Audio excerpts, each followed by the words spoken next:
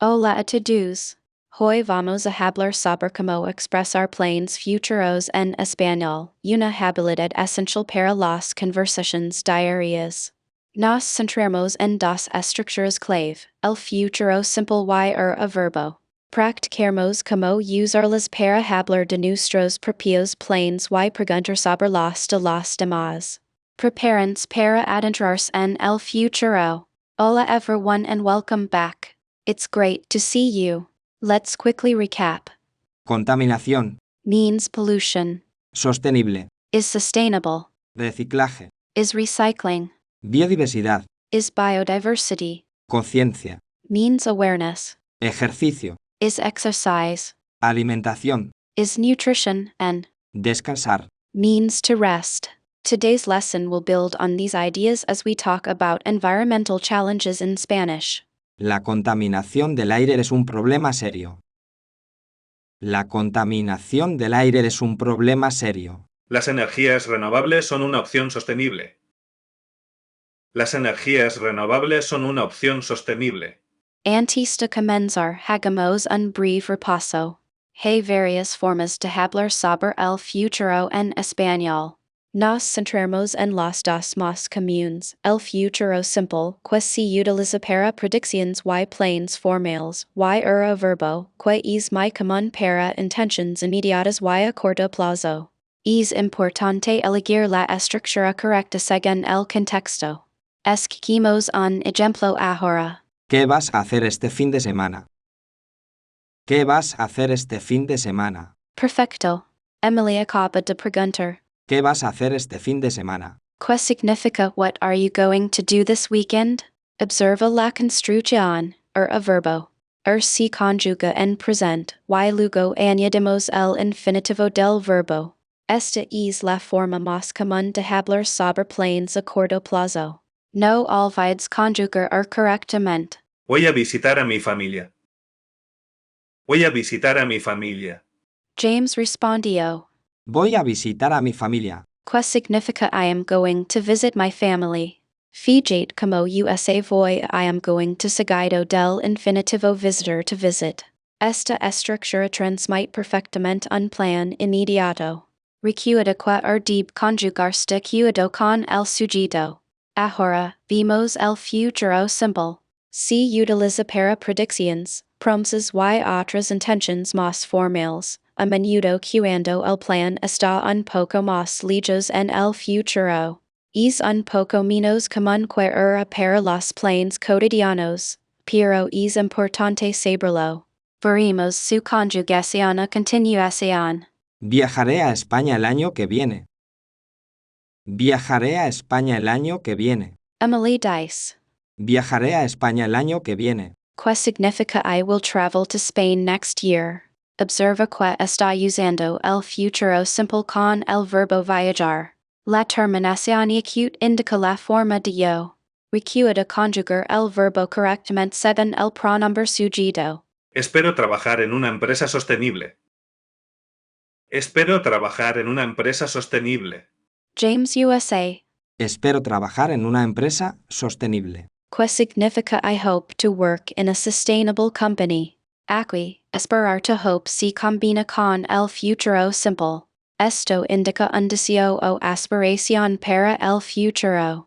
Trabajar on muestra la correcta conjugación del futuro del verbo trabajar. Vamos a reforzar el vocabulario. Planificar significa to plan. Puedes decir. Voy a planificar mis vacaciones. ¿Qué significa I am going to plan my vacation? Es muy común usar a planificar para una planificación concreta. Planeo estudiar más español. Planeo estudiar más español. Emily usa planeo, que también significa I plan. Es más formal que voy a. Planeo estudiar más español. Se traduce como I plan to study more Spanish. Es una excelente alternativa, especialmente en contextos más formales. Atención a la forma. No tengo ninguna idea. No tengo ninguna idea. James dijo sabiamente. No tengo ninguna idea. Que es una frase útil que significa I have no idea. Es genial para cuando te preguntan sobre tus planes y no has hecho ninguno. Ten en cuenta que ninguna es femenino porque el sustantivo idea es femenino. Un error común es usar demasiado el futuro simple. Recuerda que a verbo es generalmente más natural para planes inmediatos. Por ejemplo, decir viajar a Roma mañana suena un poco forzado. Voy a viajar a Roma mañana es mucho más común. Practiquen eligiendo el tiempo correcto. Me gustaría viajar a Francia. Me gustaría viajar a Francia. Emily expresó su deseo con. Me gustaría viajar a Francia. Que significa I would like to travel to France. Mi gustaría es una forma cortés de expresar deseos o aspirations. Aunque no es estrictamente futuro, a menudo implica una acción futura. ¿Qué vas a hacer el verano? ¿Qué vas a hacer el verano? When expressing a hope or wish about a future event, especially when there's uncertainty, we often use the subjunctive mood after verbs like Esperar. that express desire. It acknowledges that the outcome isn't guaranteed, unlike the indicative, which states a belief in a likely event. Think of it as wishing something might happen. Espero que vayas a la fiesta. Espero que vayas a la fiesta. Anna's sentence Espero que vayas a la fiesta. perfectly demonstrates this. Notice the use of the subjunctive.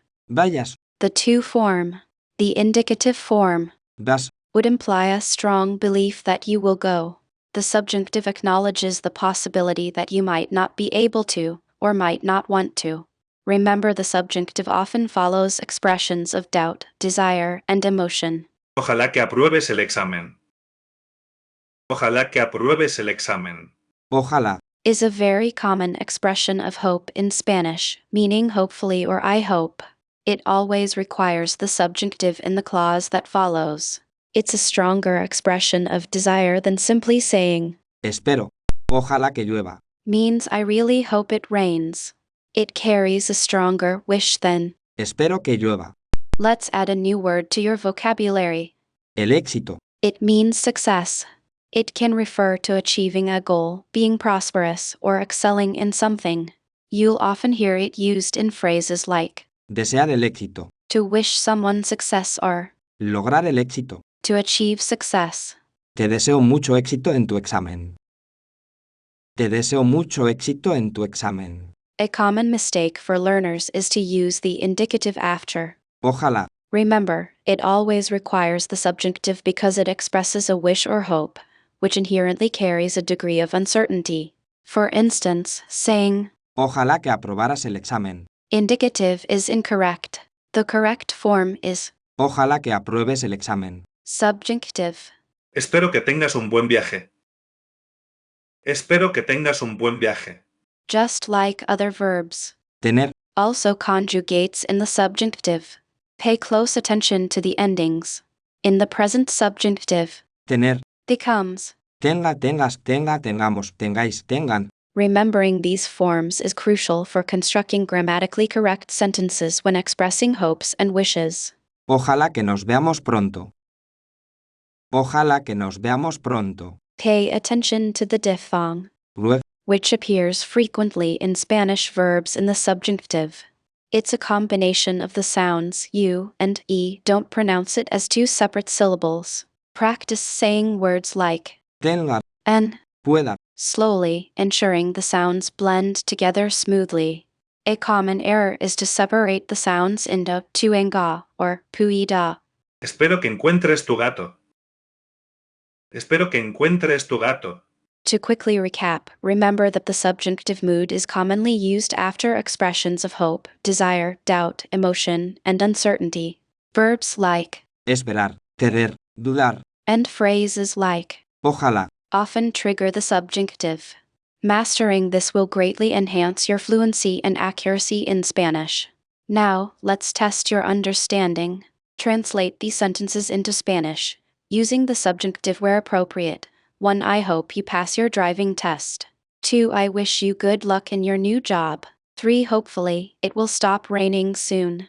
We'll review your answers in the next lesson. James hace una pregunta perfecta. ¿Qué vas a hacer el verano? What are you going to do this summer? Nota la entonación ascendente al final, típica de las preguntas en español. Recuerda practicar esta pregunta. Hablemos rápidamente de pronunciación. La R en español es un trino. Practica palabras como viajar. Toma práctica, así que no te desanimes si te resulta difícil al principio. Escucha atentamente a los hablantes nativos y intenta imitarlos. Hoy exploramos cómo expresar planes futuros en español. Aprendemos sobre el futuro simple para predicciones y planes formales, a verbo para intenciones inmediatas. Recuerda elegir el tiempo adecuado, conjugar tus verbos correctamente y practicar esos consejos de pronunciación. Buen trabajo. Para finalizar, pueden decirme, utilizando futuro simple o verbo, que están planeando hacer el próximo fin de semana. Piénsenlo y traten de formular una oración completa. La práctica es al maestro, así que siguen hablando. Okay, everyone, fantastic work today. We covered a lot of ground, especially with the Futuro simple. and. Ir a verbo. Let's do a quick recap with a couple of quiz questions to solidify everything. Alright, first question. According to the lesson, when is the Futuro simple. tense most appropriate? Is it for immediate plans, formal plans, and predictions, expressing desires, or describing daily routines? The correct answer is for formal plans and predictions. It's reserved for conveying expectations and forecasts with a degree of distance. Great. Let's move on to the next one. What is the key difference between using Ir a verbo. and Futuro simple. is there no difference? Does Ir a verbo. express a stronger intention? Is Futuro simple. always more formal, or are they interchangeable? And the answer is a verbo expresses a stronger intention. Think of it as a more definite commitment to an action. Excellent. You all seem to have a really good grasp of these tenses. Now, for your homework. Practica usando el futuro con tus amigos. Describe lo que vas a hacer el fin de semana. Practica usando el futuro con tus amigos. Describe lo que vas a hacer el fin de semana.